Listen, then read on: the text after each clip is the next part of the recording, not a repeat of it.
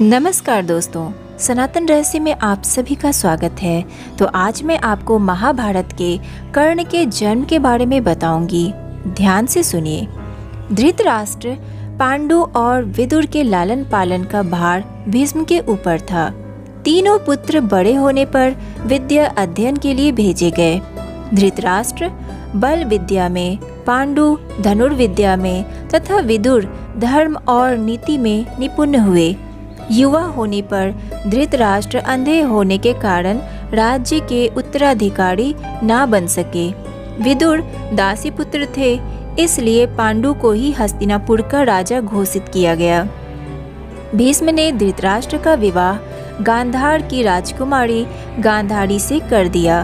गांधारी को जब ज्ञात हुआ कि उसका पति अंधा है, तो उसने स्वयं अपनी आंखों पर पट्टी बांध ली। उन्हीं दिनों यदुवंशी राजा सूरसेन की पोषित कन्या कुंती जब सयानी हुई, तो पिता ने उसे घर आए हुए महात्माओं के सेवा में लगा दिया।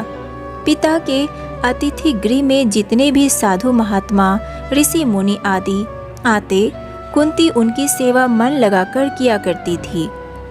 एक बार वहां दुर्वासा ऋषि आ पहुँचे। कुंती ने उनकी भी मन लगाकर सेवा की। कुंती की सेवा से प्रसन्न होकर दुर्वासा ऋषि ने कहा, पुत्री, मैं तुम्हारी सेवा से अत्यंत प्रसन्न हुआ हूँ।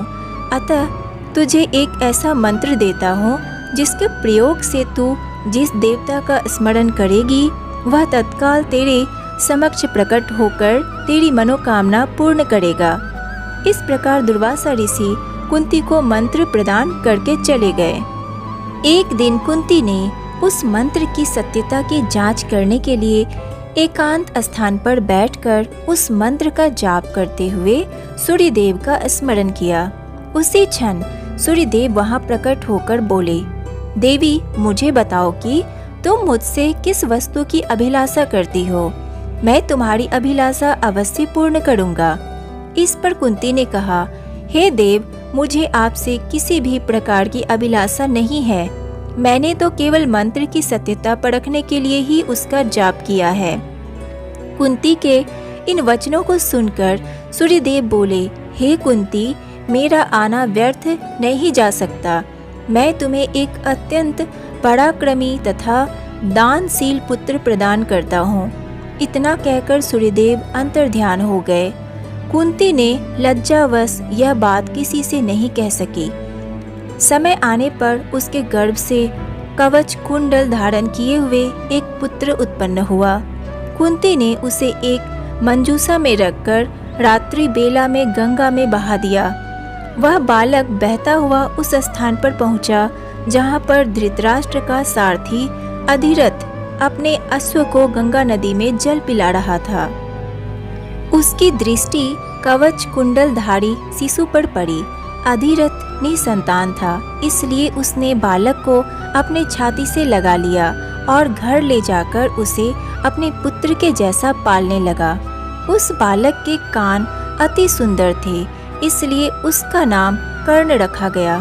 कर्ण गंगा जी में बहता हुआ जा रहा था कि महाराज धृतराष्ट्र के सारथी अधिरथ और उनकी पत्नी राधा ने उसे देखा और उसे गोद ले लिया और उसका लालन पालन करने लगे। कुमार अवस्था से ही कर्ण की रुचि अपने पिता अधिरथ के समान रथ चलाने की बजाय युद्ध कला में अधिक थी। कर्ण और उसके पिता अधिरथ आचार्य द्रोण से मिले, जो कि उस समय युद्ध कला के सर्वश्रेष्ठ आचार्यों में से एक थे। द्रोणाचार्य उस समय कुरु राजकुमारों को शिक्षा दिया करते थे। उन्होंने कर्ण को शिक्षा देने से मना कर दिया, क्योंकि कर्ण एक सारथी पुत्र था और द्रोण केवल क्षत्रियों को ही शिक्षा दिया करते थे। द्रोणाचार्य की असम्मति के उपरांत कर्ण ने परशुराम से संपर्क किया, जो कि केवल ब्राह्मणों को ही शिक्षा दिया करते थे। कर्ण ने स्वयं को ब्राह्मण बताकर परशुराम से शिक्षा का आग्रह किया। परशुराम ने कर्ण का आग्रह स्वीकार किया और कर्ण को अपने समान ही युद्ध कला और धनुर्विद्या में निष्णात किया। कर्ण को उसके गुरु परशुराम और पृथ्वी माता से श्राप मिला था। कर्ण की शिक्षा अपने अंतिम चरण पर थी। एक दोपहर की बात है, गुरु परशुराम कर्ण की जंघा पर सिर रखकर विश्राम कर रहे थे। कुछ देर बाद कहीं से एक बिच्छू आया और उसकी दूसरी जंघा पर काटकर घाव बनाने लगा।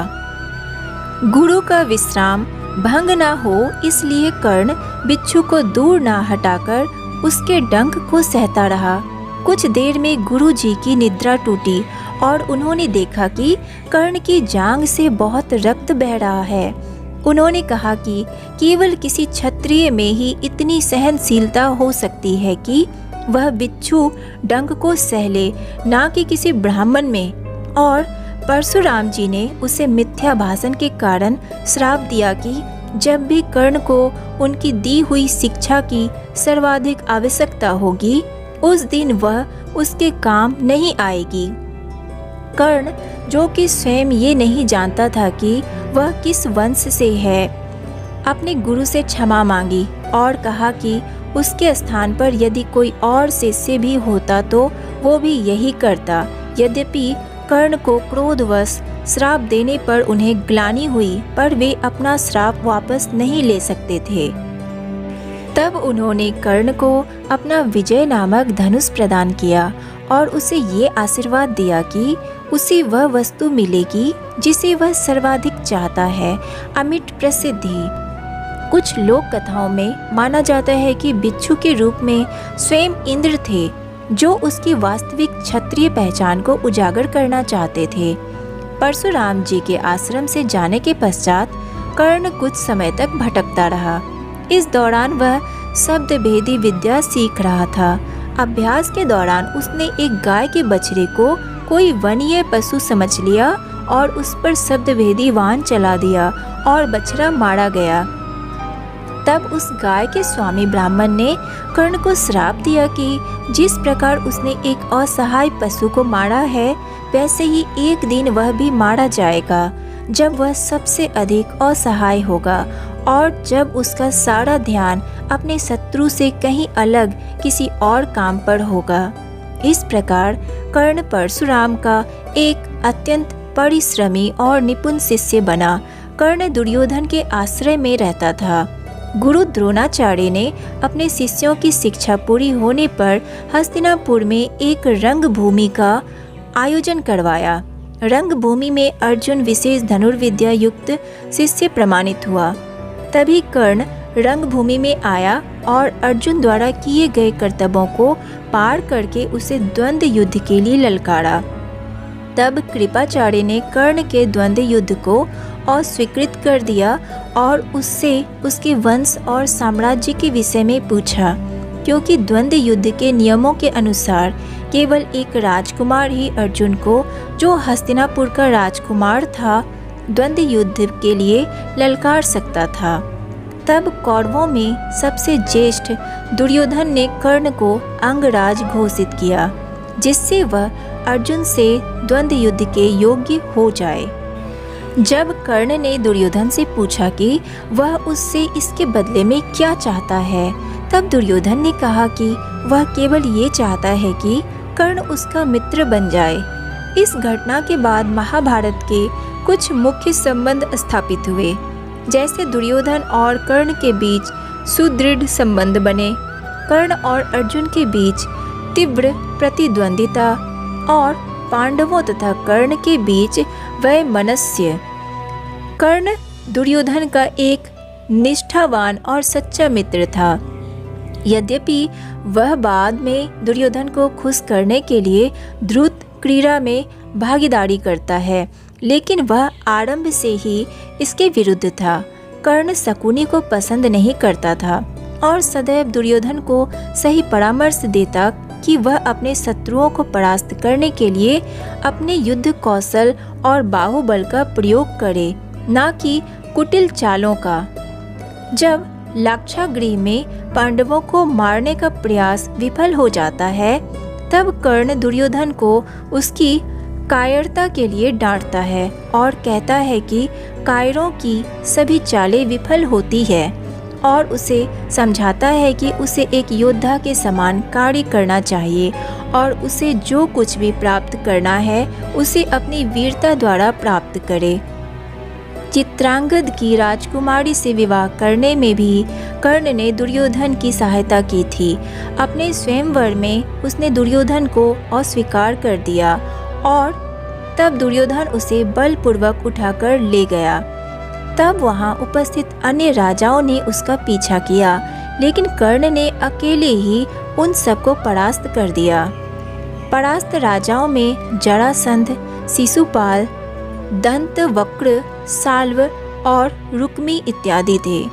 कर्ण की प्रशंसा स्वरूप जरासंध ने कर्ण को मगध का एक भाग दे दिया।